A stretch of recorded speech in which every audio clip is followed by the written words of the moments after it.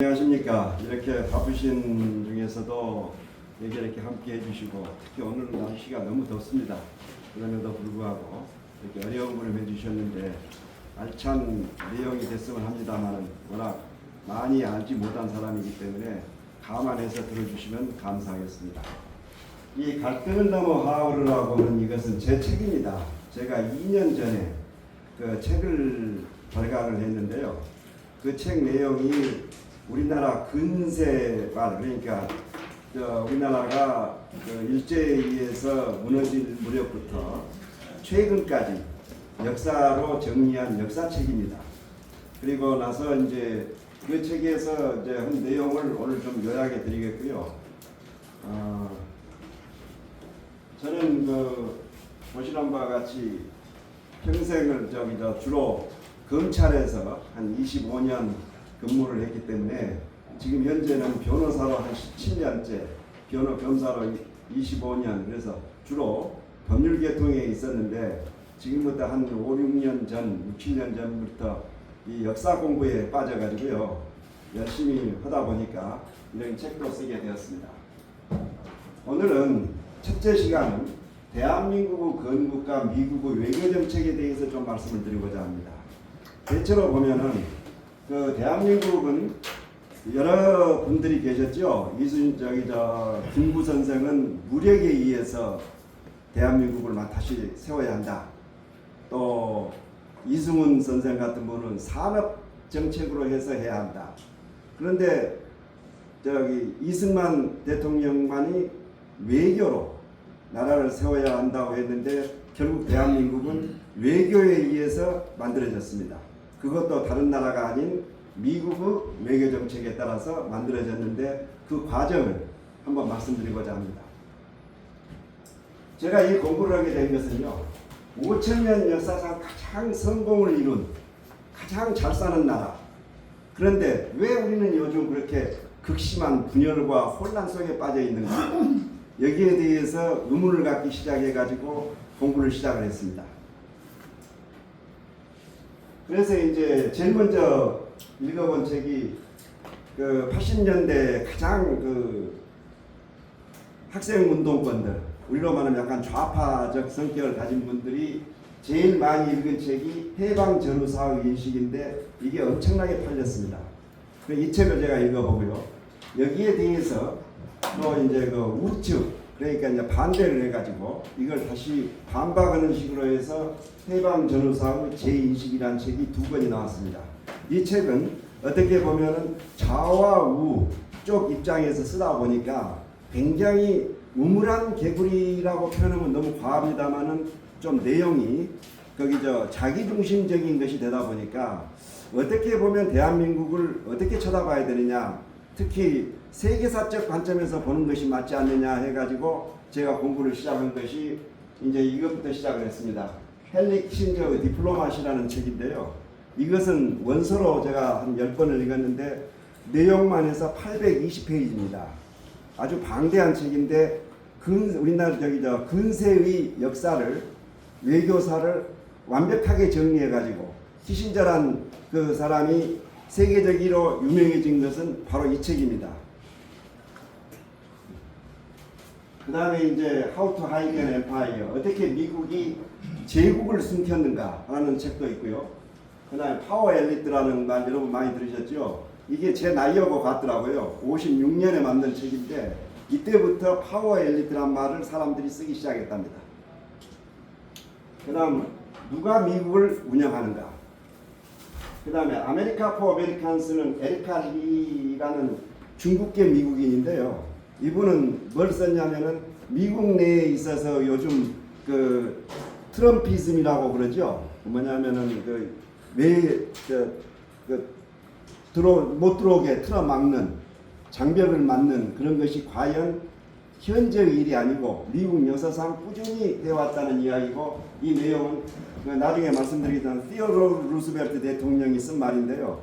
아메리카 포 아메리칸스란 말은 뭐가 생략이 되어 있냐면요. 아메리카 포 화이트 아메리칸스, 백인을 위한 미국이지 다른 사람을 위한 미국이 아니다라는 책으로 되어 있는데 아주 재미있는 책입니다. 그 그 다음에 이것은 미국의 아주 좌파라고 할 수 있는 하워드 진이라는 사람이 미국 민중사를 썼습니다. 이쪽도 제가 한번 좌쪽에서도 한번 쭉 내용을 훑어봤습니다. 그래가지고 쓴 책이 아까 말씀드린 갈등을 넘어 화합 이루이고, 그 다음에 이어서 쓴 책이 한국 민주주의가 나아갈 길, 이 두 권의 책인데, 이 두 번째 책은 제6공화국 87년이죠. 87년 체제라고 그러죠. 87 체제 이후에 대한민국의 그 지금 현재의 상황을 좀 여실히 쓴 책입니다. 자, 이제부터는 대한민국의 건국에 대해서 좀 말씀을 드리겠습니다. 아까도 말씀드렸지만은 대한민국 건국은 외교에 의해서 만들어졌다, 그렇게 되어 있는데, 제가 이것에 대해 천착한 것은요, 한때 우리나라에 어떤 이야기가 나왔냐면 소련군은 해방군이고 미군은 점령군이다, 이런 말들을 막 하고 다니더라고요. 이건 언제 때한 이야기냐면 해방 직후에 했던 이야기들이거든요.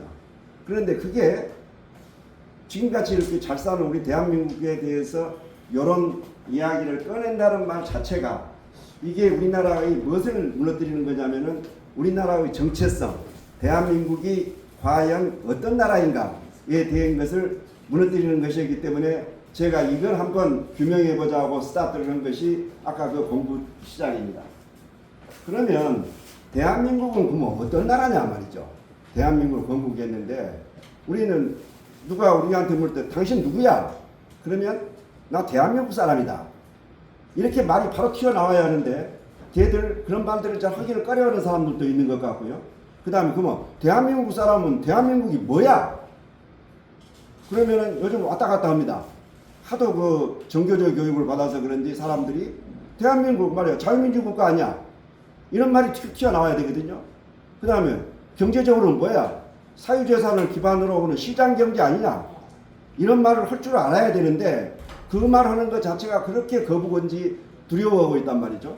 그래서 제가 이제 공부를 한 것은 뭘 먹었냐면은 북한의 역사, 북한은 지금 뭐 어떤 나라냐 비교를 해보자. 왜 그러냐면요, 저희가 5,000년을 같이 살아왔지 않습니까?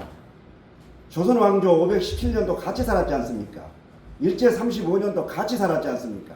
다만 1945년을 기점으로 해서 두 개가 쪼개졌거든요. 그런데 지금 어때요, 여러분들? 북한하고 우리하고 삶의 그 질이랄지 살아가는 걸 보시면 비교가 됩니까? 안 되지 않습니까? 그런데요, 공교롭게도 45년 45년 딱 해방이 됐을 때 말이죠, 북한이요 남쪽보다 훨씬 잘 살았습니다. 그걸 갖다서 왜 우리는 이제 그동안 반공 교육 때문에 북한이 잘 산다는 말 자체를 못 꺼냈는데, 그게 아닙니다. 왜 그랬느냐 보시죠. 일단 일제가 떠나고 나면서 남겨놓은 그 유산을 한번 보시면은, 일제가 남겨놓은 것 중에 제일 우리가 많이 들은 것이 수풍수력발전소입니다. 그 수풍수력발전소로 전국이 다 썼습니다. 우리 남쪽까지. 나중에 우리 대한민국을 만든다 그러니까 잘라버렸거든요. 그래서 우리 전기가 못 써가지고 밤마다 전기 때문에 얼마나 일을 먹었습니까? 그 다음에요, 흥남에 가면은 질소 비료 공장이 있는데, 질소가 비료공장가 뭡니까? 쉽게 말하면 농사 짓는데 필수적이잖아요. 아시아 제일이었습니다. 아시아에서 제일 큰 비료 공장이 들어가 있었거든요. 그런데 그렇게 잘 살았고, 또 하나는 이제 저희가 이제 항상 그 예를 드는 것 중에 하나가 1910년 우리가 한일 합방될 때 사립학교 있지 않습니까? 공립학교 말고 사립학교 수를 쭉 이렇게 시알아 봤거든요. 그랬더니 황해도, 함경도, 평안도에 있는 사립학교 수가 전국의 60%를 차지합니다. 서울까지 다 포함한 남쪽은 비교가 안 됐어요. 그러다 보니까 북쪽에 계신 분들이 공부도 많이 하고 새로운 문물도 많이 들어오고 하다 보니까 인재들이 많이 나왔습니다. 해방 전국은요, 주로 누구가 활동을 했냐면요, 이북 출신들이 주로 활동을 합니다. 잘 보시죠. 이승만 대통령 어디 사람입니까? 해주 사람 아닙니까? 황해도 분이죠. 그 다음에 누구지요? 김구 선생. 그것도 황해도 분이죠. 그 다음에 안창호 선생은 그 전에 돌아가셨습니다. 안창호 선생 어디 분입니까? 평안도 분 아닙니까? 이승훈 선생, 조만식 선생, 이런 분들이 전부 다 북에 계셨어요. 그리고 심지어는 나중에 이제 이야기 드리겠습니다. 6.25 전쟁을 한번 유심히 지켜보세요. 이승만 대통령이 이북 사람 아닙니까? 그 다음에 백선엽 장군 어느 쪽 사람이죠? 평안도 부입니다. 정일권 어디 부입니까? 함경도 아닙니까? 이렇다니까요. 그래서 어떤 일각에서는 어떤 이야기도 하면은 6.25 전쟁은 북북 전쟁이라고 하는 사람도 있어요. 남북 전쟁이 아니고 북한 사람들끼리 서로 싸운 거다. 그런 정도로 북한에 인재가 많았다는 겁니다. 그러고 있는데 이제 북한이 또 어느 정도로 또 좋아졌냐면은 이제 45년 8월 15일 날 해방이 되니까 소련군은 바로 진주를 했지 않습니까? 들어와 가지고 9월 20일 딱 한 달 만에 스탈린이 무슨 지시를 하냐면요. 북한에라도 단독 정부를 빨리 만들어라. 지시를 해버립니다. 그게 나중에 어디서 다 드러나냐면은 소련하고 우리하고 수교를 한 뒤에 그 비밀 문건이 다 나왔지 않습니까? 거기에 다 나오는 거예요. 그래서 그거는 6개월 만에 무엇을 해낼 수가 있었냐면 국가를 만들으라니까 토지개혁을 할 수가 있었어요. 토지개혁이 그래서 가능한 겁니다. 왜 그러냐면 국가가 없으면 토지개혁은 안 되는 겁니다. 국가 시스템이 안 돼 있으면은. 그러면서 이제 북한은 또 어떤 짓을 했냐면은 45년도에는 주로 누구를 밑으로 내쫓았자면요. 기독교 계신 분들, 조만식 계열들, 그 사람들을 전부 내쫓습니다. 45년까지. 그 다음에 46년도에 들어가면은 토지개혁으로 해서 지주들을 친일파라는 이름으로 해서 다 내쫓습니다. 그러면서 뭐라고 선전하냐면은 북한에는 친일파가 없다. 그렇게 선전을 하면서 토지개혁까지 하니까 토지개혁이라는 게 다른 게 아니거든요. 무상, 몰수, 무상으로 나눠주는데 대신 뭘 내야 되냐면은 30% 현물세를 받는 거예요. 거기 북한의 토지개혁은. 그런데 이 북한에서 이렇게 하니까 북한에서 계신 분들은 어떤 게 있냐면은 자기들은 친일파도 아닌 정통성도 가지고 있고 그 다음에 토지까지 이렇게 생기고 그 다음에 배운 것도 많고 이러니까 자기들이 신명이 나가지고 열심히 나라 발전에 노력한 것이 뭐로 드러나냐면요. 6.25 사변이 터지고 나서 3년 동안 미군이 북한에다가 쏟아붓는 유엔군이 쏟아붓는 폭탄량이 2차 대전 전체 썼던 폭탄량하고 거의 비슷하다고 합니다. 그 정도로 쏟아붓어가지고 폐허가 됐는데 3년 만에 56년이 되면은 북한은 전전 상태로 복구를 합니다. 그렇게 열심히 일을 한 거죠. 사람들이. 자원도 있지만은. 그 다음에 물경 4년, 그 뒤에 이제 경제개발 5개년 계획을 세웠는데 이게 5년도 안 되고 4년 만에 1960년도에 성공을 해서 북한 경제가 남한하고는 비교할 수 없는 우리가 4.19 때가 100불도 안 될 때 하잖아요. 근데 북한은 200 몇 불이에요. 그때가. 그러니까 차이가 이렇게 벌어집니다. 그런데 이제 북한의 문제는 뭐가 이제 터지냐면요. 5년도에 박헌영이가 이제 김일성의 제일 큰 정작 아니겠습니까? 박헌영이를 미제의 간첩이라 해서 사형을 시켜버립니다. 그리고 나서 56년도에 전원회의, 공산당 전원회의 사건에서 최창익 등이 김일성이한테 반기를 듭니다. 그래서 그때부터 4년 동안 대숙청 작업이 벌어집니다. 그리고 나서 60년대에 들어서면은 바로 김일성이 1인 체제로 그때 만들어집니다. 그리고 또 하나가 뭘 또 제일 결정적으로 맺히냐면요. 이제 원래 이 토지개혁이라는 것은 자본주의 시스템이거든요. 뭐냐면 보수적인 거죠. 공산주의 시스템이 아니잖아요. 그러니까 전쟁이 끝나고 나니까 협동조합을 만듭니다. 그러면서 뭘 다 가져가냐면은 그동안에 나눠졌던 경작권도 다 뺏어다가 경작권을 누구한테 주냐면은 협동조합에 준단 말이죠. 근데 협동조합으로 딱 주고 보니까 아니 보세요. 똑같이 일했는데 똑같이 나눠먹는 거야. 그러면 좋은데 나는 죽으라고 열심히 했는데 이놈 어떤 놈은 계속 놀고 어영부영하고 막 그러는데도 불구하고 똑같이 나눠먹는단 말이죠. 그러니까 일 열심히 했던 사람 생각이 어떻겠어요? 이놈들하고 같이 일을 안 나도 같이 놀아버려야겠다. 일을 안 해버리겠다. 소위 말해서 신명이 나질 않는 거예요. 신명이 나. 그러니까 김일성이는 뭘까지 도움을 하냐면요. 여기 천리마 동상입니다. 천리마 운동이 그래서 나온 겁니다. 일 좀 열심히 하자 말이야. 그렇게 했는데도 북한이 60년 1년부터 이제 시작한 게 뭐냐면요. 경제개발 계획을 쭉 세웠을 거 아닙니까? 근데 기간 내에 끝낸 경제계획을 지금 66년이 됐음에도 불구하고 한 번도 성공하지 못한 결과가 오늘의 북한입니다. 결국 뭡니까?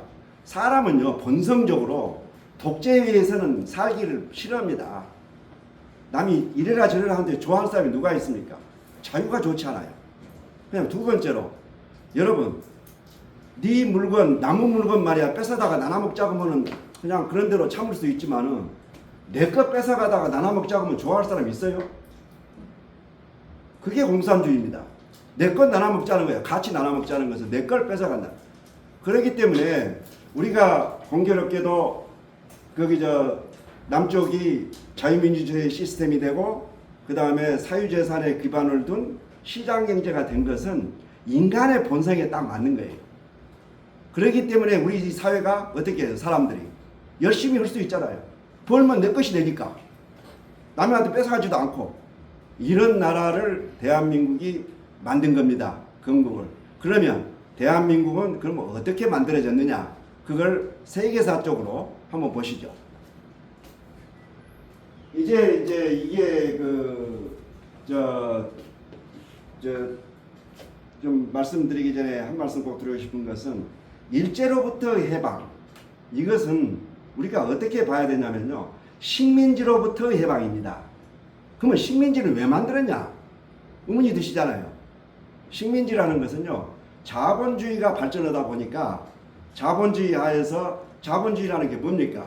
원료를 많이 가져다가 생산품을 많이 만들어서 그걸 팔아먹어야 되는 거예요. 그렇게 하는데 그 당시에는 뭐가 없냐면은 자유무역이라는 개념 자체가 없을 때니까 자기 나라 하나 땅에서, 예를 들면 영국 같으면 영국이 자기 땅 내에서 연료를 가지고 물건을 만들려고 봤더니 처음에는 되는데 이게 한계가 있는 거예요. 그러면 어떻게 되겠어요? 연료가 많은 데를 가서 빨리 차지해야 될 거 아니에요. 그게 식민지랍니다. 그 다음에 또 물건을 많이 팔아먹어야 한다. 또 식민지가 있어야 돼. 그리고 또 식민지랍니다. 그러다 보니까 자본주의가 발전해서 제국주의가 된다는 거. 그 제국주의라는 의미는 식민지를 가지고 있는 나라를 대충 지칭을 합니다. 요즘 말하면 강대국입니다. 강대국들이 식민지를 만들어간. 그러면 식민지를 만들어갔을 때 이제 1차 대전은 왜 일어났느냐? 이 식민지 싸움입니다. 식민지 쟁탈전. 2차 대전도 마찬가지입니다. 계속 또 설명을 드릴게요. 이제 근데 이제 자본주의가 이렇게 발전하고 오면서부터 사람들은 어떤 생각을 했냐면은 계급이 생기잖아요. 돈 많은 놈과 유산자, 부르주아지와 프로레타리아라고 이제 공산주의자들이 이야기하는데, 그 인류 역사상 처음으로 그 피지계급이라는 사람들이 지배계급을 완전히 무너뜨린 게 바로 이 러시아 혁명입니다. 1차 세계대전이 14년부터 18년까지 계속되는데 17년도, 1917년도에 러진의 러시아 혁명이 일어납니다. 이 러시아 혁명이 일어나니까요, 지금까지 제국주의 국가들이 제일 벌벌 떨었던 겁니다. 왜 그러냐면 자기 나라 사람들도 들고 일어날지 모르니까. 그러면서 이 사람들이 러시아 혁명을 세계로 수출하기 위해서 만든 것이 코민테른이라는 게 있습니다. 그래서 보시면은 아시지만, 그러면서 이 코민테른은 뭐냐면은 일국에, 한 나라에 한 공산당을 두자, 이렇게 되어 있습니다. 그래서 보시면은 전부 일본은 일본 공산당, 한국은 조선 공산당 하나뿐입니다. 절대 두 개가 없는 거예요. 중국 공산당, 중공 아닙니까? 우리가 말하는 이런 식으로 이렇게 이제 그 혁명을 이제 전파해 가는데, 이때 이제 나타난 등장한 인물이 모택동 젊었을 때 얼굴입니까? 전혀 다르죠? 모택동의 얼굴입니다. 이게 20대 얼굴입니다. 그 다음 이게 호치민, 그 다음에 이게 아웅산, 버마의 아웅산 아시죠? 미얀마, 이런 사람들이 등장을 합니다. 그러면 식민지 해방은 그러면 공산주의자들이 시켰을까요? 거기에 대한 답을 제가 말씀드리겠습니다. 윌슨 대통령이 1차 세계대전 중에 미국이 1차 대전에 참전하기 전에 14개의 평화 원칙을 내세웁니다. 그 중에 하나가 민족 자결주의를 내세우는데, 그 민족 자결주의는 대한민국을 위한 것도 아니고 동북아파, 동유럽을 해방시키기 위해서 이 윌슨이 거기 했는데 이게 가장 큰 반향을 일으킨 데가 어디라고요? 조선입니다. 3.1운동이 세계적으로 가장 먼저 거기에 크게 일어난 대대적인 일입니다. 그 당시 인구가 2천만인데 200만 명이 들고 일어난 겁니다. 10%가. 그 다음에 이게 어디다 영향을 주냐면요. 중국의 오사운동입니다. 중국의 청년 학생들이 오사운동을 같은 1919년도에 3월달에 일어나고 5월달에 일어났는데 이게 이제 중국으로서는 엄청난 일입니다. 중국은 어떻게 생각하냐면은 자기의 그 중국 공산당이 태동하게 된 결정적인 계기가 이 오사운동부터 시작을 합니다. 그래서 항상 중국에 가면은 오사운동을 자기들이 최고로 높이 세우는데 그게 누구 덕에 생긴 것이냐? 3.1운동 때문에 일어났기 때문에 우리가 항상 중국한테 대해서는 큰 소리를 칠 수가 있는 겁니다. 너희들 뿌리가 누구부터 시작하느냐? 우리나라 조선으로부터 시작된 거 아니냐? 이렇게 이야기해 줍니다. 그 다음에 이게 어디로 넘어가냐면은 서진을 계속합니다. 인도의 이제 간디, 그 다음에 사이드 쿠트비라고 이집트 사람인데요. 이 사람은 왜 유명하냐면은 9.11 테러 아시죠? 오사마 빈 라덴. 오사마 빈 라덴에게 가장 큰 정신적 영향을 준 사람이 그 당시에 사이드 쿠트비입니다. 이런 식으로 가는데 이제 2차 대전은요. 잘 아시지만 히틀러가 나오는데 식민지 아까 제가 정탄전이라고 말씀드렸잖아요. 대공황이 일어났습니다. 1929년도에. 대공황이 일어나니까 어떻게 했어요? 온 나라가 모든 나라들이 지금 어려워졌는데 그래도 식민지를 갖고 있는 나라는 괜찮았어요. 근데 식민지가 적은 나라, 특히 일본 같은 나라는 농촌에서 아사자라고 해서 굶어 죽은 사람이 수도 없이 나온 겁니다. 그래서 일본은 어디로 가느냐면 만주사변을 일으킵니다. 왜냐하면 한국에서는 나오는 게 없어요.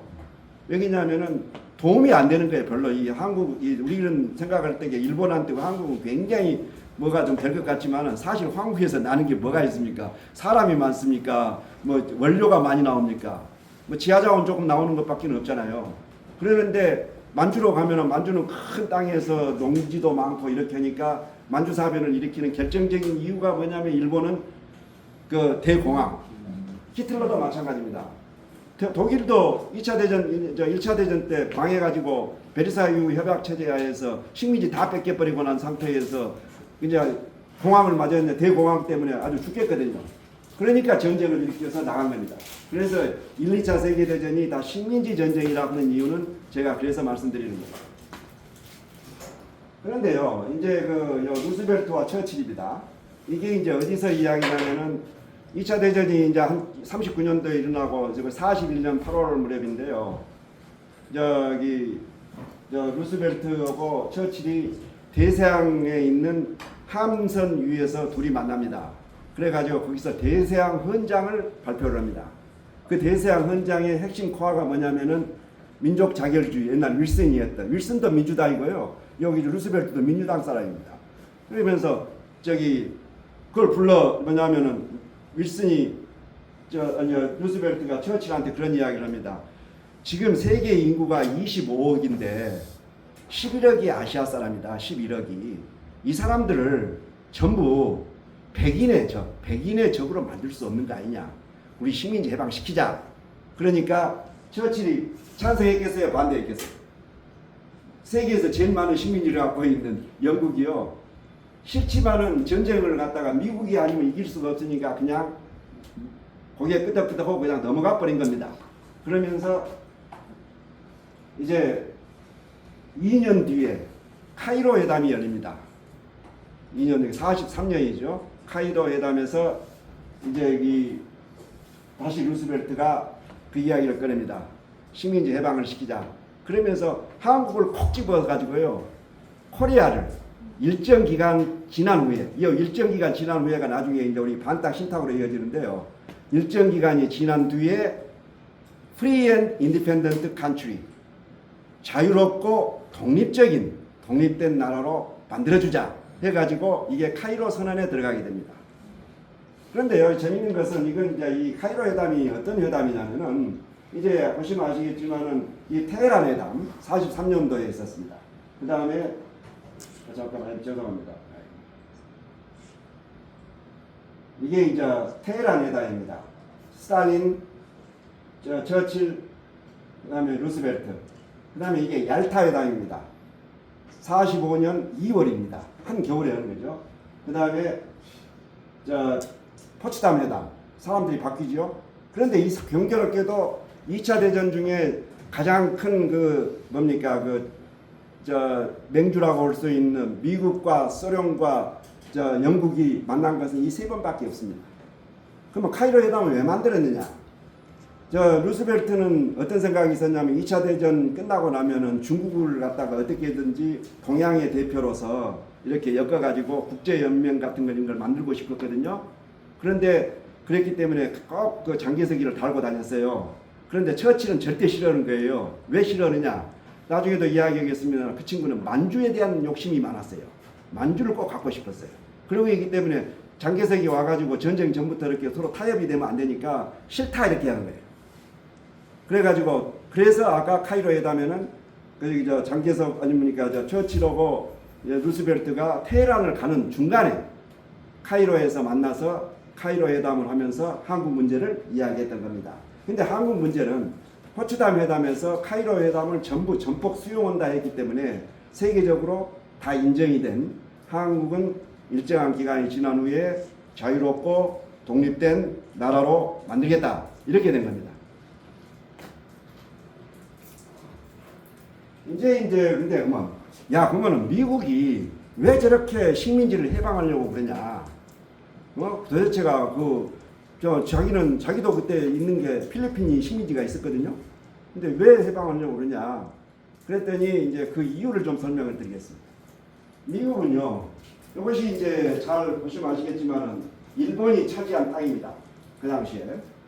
그런데 이제 제일 문제가 어디냐면요, 인도네시아하고 말레이시아가 고무가 납니다. 그런데 그 당시에는 인조고무라는 게 없었거든요. 생고무가 없다는 생고무뿐이란 말이죠. 그렇기 때문에 뭐냐면 고무를 어디다가 제일 많이 쓰냐면요, 자동차 만들 때 고무가 필요하잖아요. 그 다음에 탱크 만들 때 트레일러도 필요하잖아요. 군함은 엄청나게 들어간답니다. 군함에는 안에다가 고무를 많이 붙여야 되는가 봐요. 그러는데 이 고무를 어디가 다 차지해버렸냐면 일본이 차지해요. 그러니까 미국은 여기에 일본과 싸우지 않을 수 없는 것이 요즘 히토류 전쟁이 된 거예요. 요즘 히토류 싸우죠. 히토류 전쟁처럼 여기를 이제 일본하고 진주만 사건으로 폭발했다 그러지만 내막으로 들어가 보면은 바로 이런 일본의 동남아시아 점령이 결정적인 계기를 미칩니다. 그래서 미국이 태평양 전쟁을 용서할 수 없는 거예요. 그런데 문제는 미국이 그러면서도 뭘 만들어내냐면은 인조고무를 만들기 위해서 불철주야 노력을 합니다.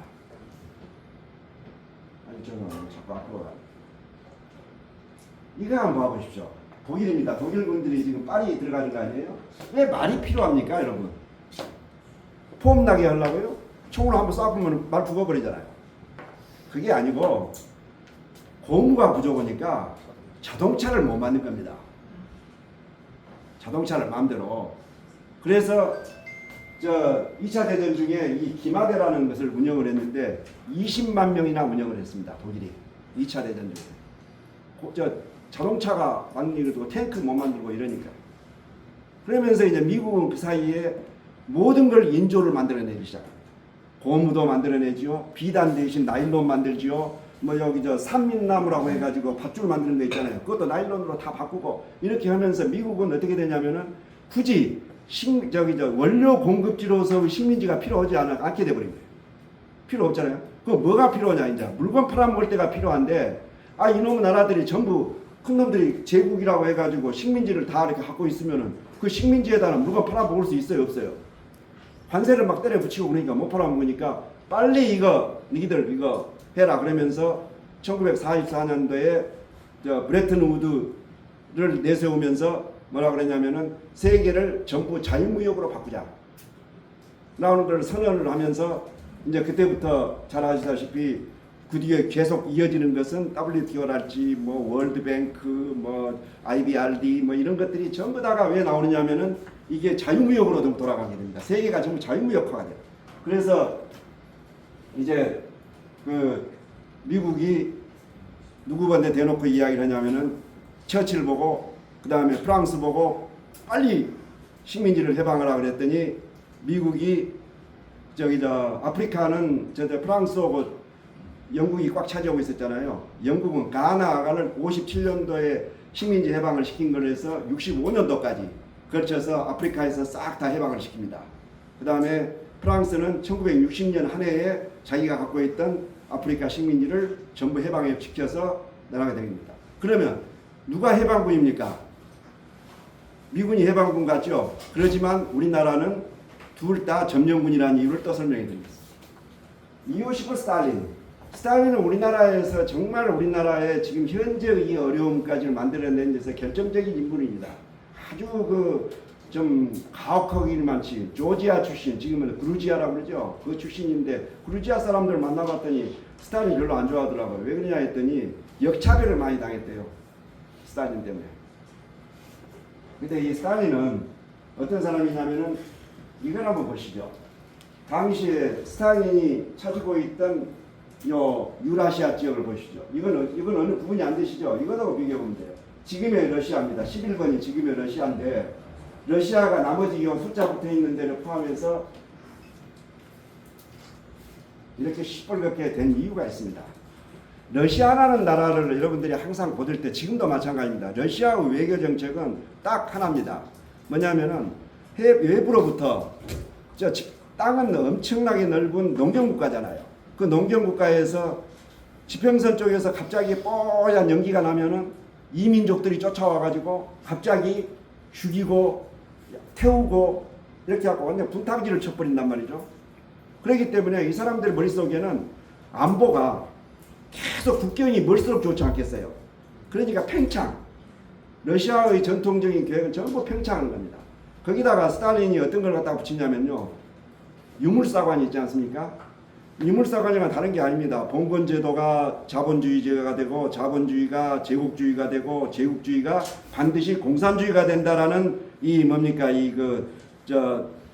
하나의 신앙과 같은 역사관을 갖고 있는데 스탈린은 어떤 생각이냐면은 자기가 이걸 갖다 전부 다 이렇게 공산화를 시켜야겠다 해가지고 발틱 3국에서부터 시작해서 동유럽 거쳐서 중앙아시아 거쳐서 몽골 거쳐서 이제 나중에 이제 만주와 북한까지 이렇게 이어가는 벨트를 만들어 놓는 겁니다. 왜 그러냐면은 가장 안전하잖아요. 팽창력죠. 요즘 우크라이나 전쟁도 그렇게 보시면 됩니다. 우크라이나가 자기 벨트인데 벨트를 갖다가 저는 반대를 일으키니까 싫어하는 겁니다. 러시아 입장에서는 충분히 이해할 수 있는 내용이죠. 그런데 이제 문제는요, 이 태평양 전선이 문제입니다. 이제 일본하고 미국하고 태평양 전쟁이 붙었는데 제일 큰 문제가 뭐냐면 일본 사람들은요 항복을 안 해요. 이번에도 축구도 열심히 하잖아요. 그런 것처럼 어떻게 교육을 시켜놨는지 절대 안 죽습니다. 여러분 사이판 가보면은 뭐 자살 계곡 같은 게 있잖아요. 끝까지 죽어버리는 거예요. 절대 제일 항복을 잘하는 게 이탈리아거든요. 이탈리아는 바로 항복해버리는데 여기는 끝까지 항복을 안 해서 이 전선은 미군이 골치가 아팠던 거예요. 어디까지 이제 가냐면 여기 아시다시피 여기 솔로몬 제도까지 이제 일본이 차지를 했단 말이죠. 근데 솔로몬 제도가 굉장히 전략적 요충지인 게 말이죠. 미국과 호주를 잇는 라인에 있습니다. 거기를 장악을 하면 호주와 어디가 뉴질랜드가 다 일본 편 이것이 돼버리는 거예요. 그렇기 때문에 미국으로서는 일본을 치는데 메가더는 육군이고 니미츠라고 해군 제독이 있습니다. 이 두 사람이 어떤 전략을 세우냐면은 섬 건너뛰기. 이렇게 딱 봐가지고 일본군이 좀 세겠다 싶으면 그거를 건너뛰는 겁니다. 그러면은 지나가 버리면은 그 보급선이 잘리니까 고사 작전이 벌어졌단 말이죠. 그렇게 갈 때까지는 좋았는데 일본으로 다가올수록 필리핀 거쳐서 이렇게 올수록 일본의 저항이 얼마나 센지 말이죠. 특히 이오지마라고 유황도라고 아시죠? 그 이오지마 전투에서는 미군이 엄청나게 죽습니다. 그 다음에 나중에 알지만 오키나와에서는 더 많이 죽습니다. 미국 사람들은 어떤 겁이 났냐면은 일본 사람하고 싸우지는 않아야겠다고 생각을 해서 그러면 일본을 어떻게 들어가느냐? 소련을 끄집어 당겨야겠다. 소련을 끄집어 당겨서 한반도로 들어온 다음에 한반도에서 둘이 합쳐서 일본으로 들어가자. 이 계획을 세운 겁니다. 이 계획을 세워가지고 아까 얄타 회담에서 스탈린이 말도 안 되는 요건을 내세웁니다. 자기가 1905년 러일 전쟁 때 뺏긴 땅이 있습니다. 루이슨 따렌항 만주에 있죠. 그다음에 남반유 철도 이거 돌려달라는 겁니다. 그러니까 루스벨트가 줄게 와라. 그렇게 해가지고 그 얄타 회담을 얄타 밀리학이라고 부르는 이유가 그가 있습니다. 추가 그러니까 스탈린은 그러면서도 갈 생각이 없어요. 왜 그러느냐면은 5월 8일 날 45년 5월 8일 날 독일이 망하거든요. 그러면서 그때 뭐라고 이야기했냐면 내가 2달이나 3달 지나면 가볼게 하면서 안 간 이유는 일본하고 소련하고 불가침 조약, 중립조약이 맺어 있었던 겁니다. 중립조약이 맺어 있다 보니까 이 친구들이 무슨 이야기를 하냐면은 미적거리고 있는데 원자폭탄이 딱 떨어졌잖아요. 큰일 났거든요. 약속받은 땅을 받을 수가 없잖아. 저 어떻게 자기가 아무것도 안 했으면 자기 받을 이유가 없잖아요. 그러니까 바로 그때 선전포고를 오고 이렇게 대대적으로 내려갑니다. 150만 대군을 쏟아붓는데 우리나라 나진까지도 막 폭격을 하고 막 친다. 미국으로서는 답답한 게요. 그때 미군은 어디까지 와 있었냐면은 오키나와까지 와 있었거든요. 이 오키나와에서 한국까지 올라면 몇 달이 걸릴지 알 수도 없는데 그러는데 이 친구들이 밀고 내려오는데 금방 한국 먹어버릴까 합니다. 먹을 수 있었거든요, 충분히. 그래서 이제 미국에서는 어떤 생각을 했냐면은 40도선, 39도선, 그 다음에 38도선을 갖고 계속 생각을 해보니까 40도선, 38도선은 도저히 안 받을 것 같거든요. 그러니까 38도선을 한 겁니다. 그것도 어떻게 돼서 그랬냐면은 국무성은 서울이 들어있고 해군성이라고 그때는 육군성, 해군성이 있었고 해군성에서는 인천과 부산이 들어있기 때문에 38선으로 긋자. 해가지고 38선을 긋고 하면서도 어떻게 생각했냐면은 소련이 안 받으면 할 수 없다. 그런데 소련한테 이야기를 했더니 소련이 덜컥 받는 거예요. 오케이 그러는 거예요. 그러니까 깜짝 놀란 거예요. 미국 사람들도. 그리고 나중에 봤더니 이 친구들이 이 홋카이도를 이제 한국도 반 잘랐으니 홋카이도도 좀 잘라서 자기들 걸로 하면은 자기들이 태평양으로 나가고 또 하나는 그 벨트 자기들이 아까 만든 빨간 벨트를 쭉 이을 수가 있잖아요. 그렇게 그때 석침을 갖고 했는데 루스벨트 나중에 미국에서는 노를 합니다. 왜냐하면 포츠담 선언에서 4개선 일본에서 4개섬이 있지 않습니까? 그래서 홋카이도, 큐슈 뭐 이런 식으로 이 4개섬을 보장하는 것이 돼 있었기 때문에 오케이 그런 말 못 듣는다 척이 해버렸기 때문에 38선이 그래서 그어진 겁니다.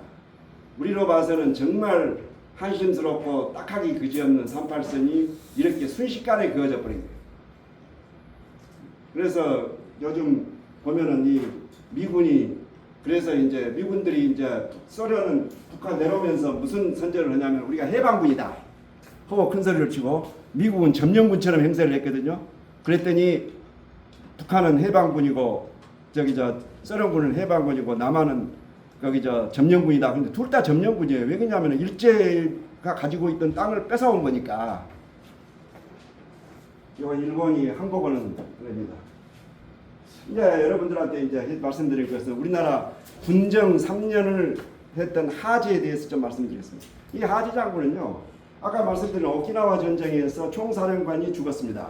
그래서 부사령관으로 있던 하지가 총사령관을 승계를 받아가지고 전쟁을 치르던 중에 해방 8.15 일본 항복 선언이 있으니까 미국에서 너 빨리 한국으로 가라. 그래서 길을 쓰고 올라온 것이 9월 초입니다. 근데 이 하지라는 사람은요, 굉장히 군인 정신이 투철하고 전쟁밖에는 모르고 위에서 지시하는 것은 끝까지 수사하는 전형적인 전역 군인이란 말이죠. 그런데 이제 여기서 우리가 이제 아셔야 될 것이 포츠담 회담이라는 것이 이제 굉장히 부실한 회담이 되다 보니까 그 위에 5번의 외상 회담이 있었습니다. 세 사람의 외상, 영국과 미국과 소련의 세 사람들이 삼상회담이라. 그래서 삼상회담. 1차, 2차는 런던에서 하고 세 번째가 있었던 것이 바로 모스크바 삼상회의입니다. 모스크바 삼상회의에서 미국 주도로 옛날 루스벨트가 이야기했던 대로 일단 통일 국가를 임시정부를 만들어라. 남북한으로. 만들고 난 다음에 이걸 5년간 신다투를 쳐자. 이렇게 돼 있었는데 동아일보사에서 그때 제일 먼저 방송을 내면서 단일 국가 만들라는 이야기는 빼버리고 신탁 통치부터 이야기를 해가지고 신탁 반탁으로 온 나라가 벌집을 수준합니다. 그것에 대해서 그러니까 그 송진우 선생이라고 송진우 선생이 야 좀 우리도 그 원문을 읽어보니까 그렇지 않으니 우리가 정신을 차려야겠다 했더니 그날 바로 암살당해 버리지 않습니까? 45년 만에. 그러니까 이런 경우가 있었지만은 이 하지는 그걸 또 지킵니다. 그래서 미소 공동위원회는 왜 만드냐면요. 남북 간에 하나의 정부를 만들기 위해서는 미소 공동위원회가 필요하다 해서 1차, 2차를 하는데 소련은 어떤 생각을 갖고 있냐면은 북한은 이미 공산 아까 말한 대로 나라를 만들었고 남한만 먹으면 되는데 이거 굳이 우리 4분의 1 너희들 지분은 4분의 1이다라는 생각을 갖고 있으니 이거 타협이 안 되잖아요. 그래가지고 1, 2차 회담이 안 되니까 결국에는 뭐냐면은 그 유엔으로 넘어가가지고 우리가 50선거로 해서 이제 그 대한민국 정부가 만들어지는데 문제는 이제 이 하지가 어떠냐면 이제 그 당시 우리나라 사람들이 어떤 사고를 갖고 있었는지 어떤 나라를 원했는지는요. 이 커맨딩 하이츠라는 그 다니엘 엘슨 등이 쓴 책인데 이게 2차 대전 이후부터 해서 대처 수상이 나오는 신자유주의까지를 아주 책으로 아주 멋지게 잘 정리해 놓은 책입니다. 이 책에 보면은요. 1, 2차 세계대전으로 너무 많은 사람이 죽고 한 세대의 젊은이들이 전장의 이슬로 사라져버리고 이렇게 되니까 이게 자본주의 문제 있는 거 아니냐 라는 것이 사람들이 마음속에 이제 맺힌 거예요. 그렇게 있는 상태에서 누구니까 저 처칠이 그 전쟁 중에 자기가 이길 줄 알고 총선을 건거든요. 그런데 노동당인 애틀리한테 져버리고 아까 포츠담 선언에서 보시면은 애틀리가 대신 처칠 대신 앉아 있는 이유가 바로 그겁니다.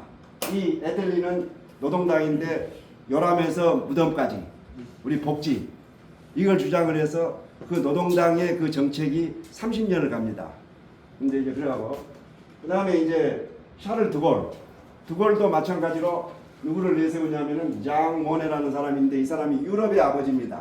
유럽을 만들 수 있는 기초를 유럽이란 말이 그 이전에는 없었어요. 이후에 만들어진 거는요. 2차 대전 이후에 그 유럽을 만든 장 모네인데 여기도 국가 계획 경제를 주장을 합니다. 쉽게 말해서 민간 주도가 아니라 국가 주도 경제를.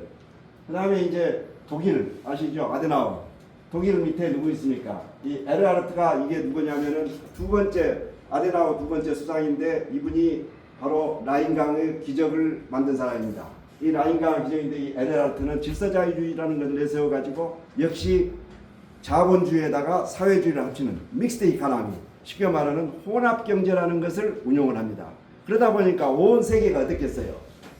소련은 동굴아파 다 차지하지 동도까지 차지하지 아주 현난지 또 이렇게 경제도 잘 된다고 그러지. 그러니까 모든 나라 사람들이 사회주의에 물들어 가지고요. 대한민국이 남쪽에서도 70%가 사회주의를 선호합니다. 그래서 저 통계 보면은 그 나오는 게인데 그런데 이제 뭐냐면은 이때 이제 가장 활개를 친 사람이 박헌영입니다. 이 박헌영이라는 사람은요. 거기 그 경기고등학교를 나왔습니다. 요즘 경기고등학교. 1900년생입니다. 그리고 여기 김일성이는 1912년생. 둘 다 쥐띠더라고요. 띠동갑입니다. 그런데 박헌영이가 태어난 시기가 1900년이고 1917년에 러시아 혁명이 터졌잖아요.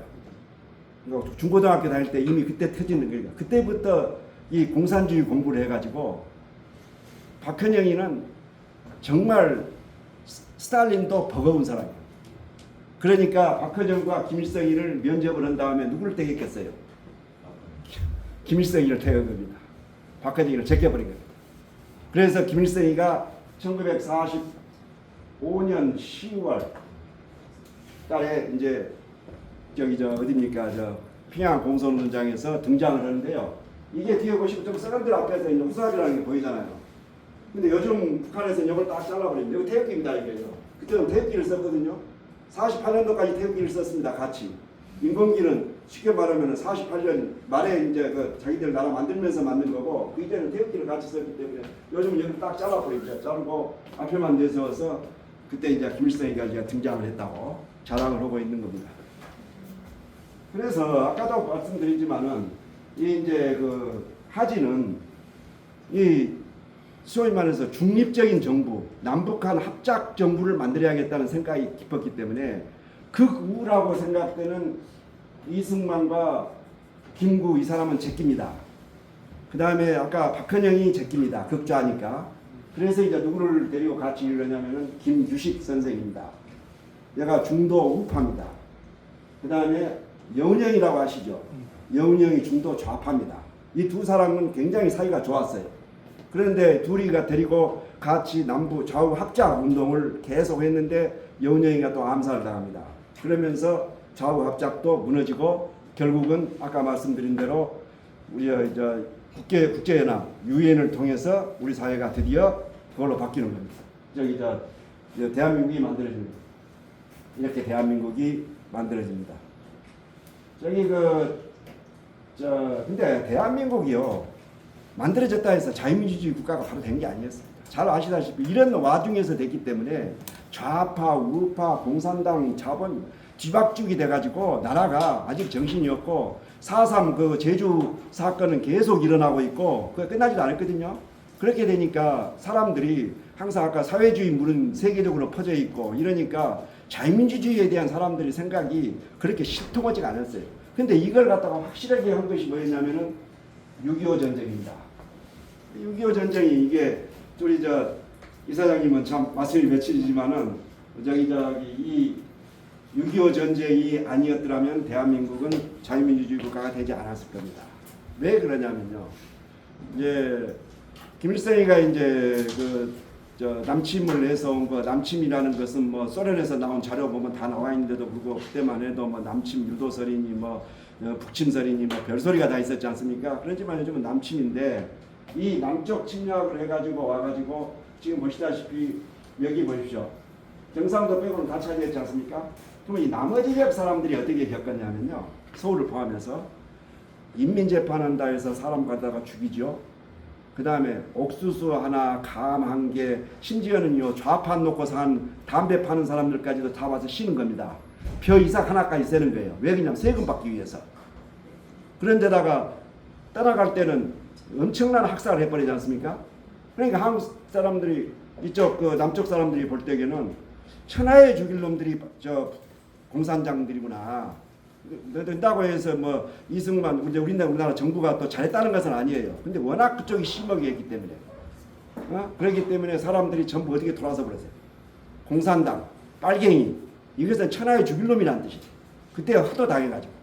그래서 이제 그 다음부터 대한민국은 쉽게 말하면은 자유민주주의 국가에 대해서 특히 반공에 대해서는 철저한 국가가 돼버립니다. 미국의 외교 정책인데요. 자, 한번 눌러주시겠습니까? 여기 좀 눌러주시고 다시 켜주시죠. 누르고 다시.